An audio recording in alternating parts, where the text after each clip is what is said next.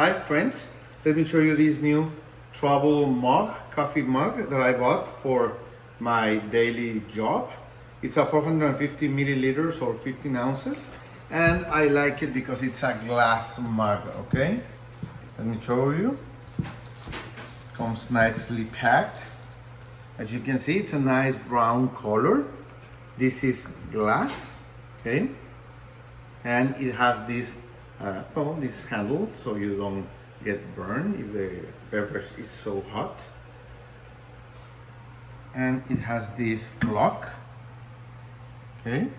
So it's not only that you have to push it, but you have to take it down and it will open and close. But if you really want to make sure it doesn't open, it has a lock, okay? So that's really nice. Okay, it's easy to drink from, okay? And it even has this kind of filter on top of it. If you have like a tea or a beverage with fruits or any solids, they will stay in the vase and or in the mug and you will be able to drink only the fluid, okay? Only the water. So this is it. Let's try it.